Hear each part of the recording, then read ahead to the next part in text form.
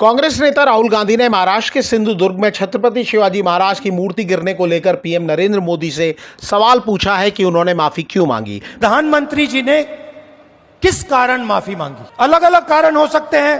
पहला कारण हो सकता है कि ये जो मूर्ति थी इसका कॉन्ट्रैक्ट आरएसएस के एक व्यक्ति को दी गई।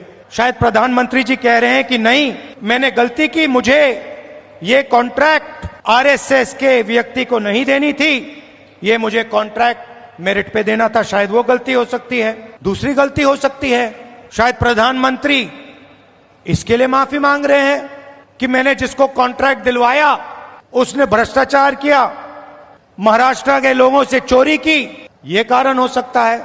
तीसरा कारण हो सकता है कि आपने शिवाजी महाराज की मूर्ति बनाई और आपने इतना भी ध्यान नहीं दिया कि वो मूर्ति खड़ी रहे। पुलिस ने इस मामले में मूर्तिकार को गिरफ्तार कर लिया है।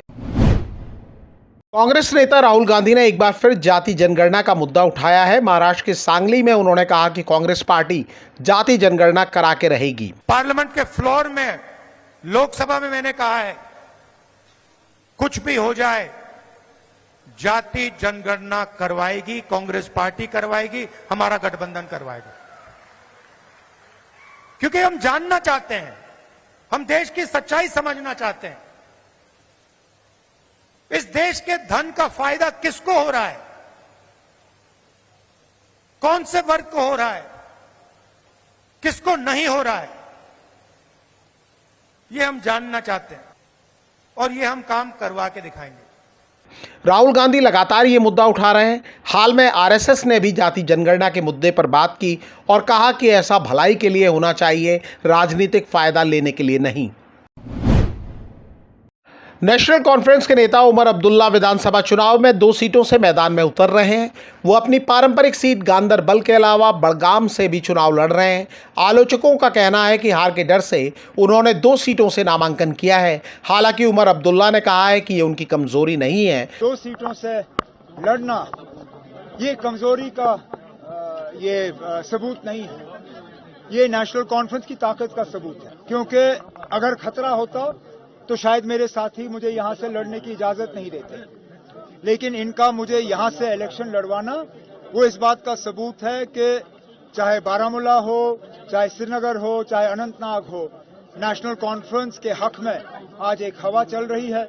और उम्मीद करते हैं कि जब वोट गिने जाएंगे तो कामयाबी नेशनल कॉन्फ्रेंस की यहां पे होगी और जहां जहां हमारे अलायंस के साथी हैं वो कामयाब होंगे। लोकसभा चुनाव में उमर अब्दुल्ला को बारामूला सीट से हार झेलनी पड़ी थी। रूस के राष्ट्रपति व्लादिमीर पुतिन ने कहा है कि वो यूक्रेन से बात करने को तैयार हैं। समाचार एजेंसी रॉयटर्स के मुताबिक पुतिन ने कहा है कि भारत, चीन या ब्राजील बातचीत की मध्यस्थता कर सकते हैं। रूस और यूक्रेन के बीच 24 फरवरी 2022 से जंग चल रही है। बीते महीने 23 अगस्त को भारत के प्रधानमंत्री नरेंद्र मोदी ने यूक्रेन का दौरा किया था।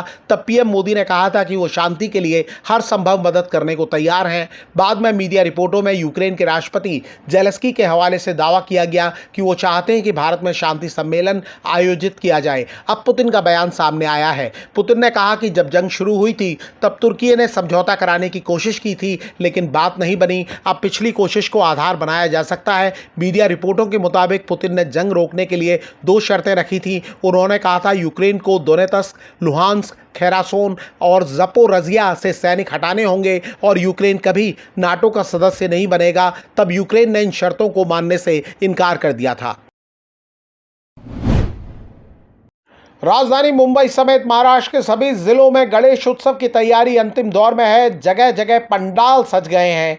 भगवान गणेश की प्रतिमा की पहली झलक भी देखने को मिल रही है। मुंबई में लाल बाग राजा यानी लाल बाग के राजा की पहली झलक दिखाई गई।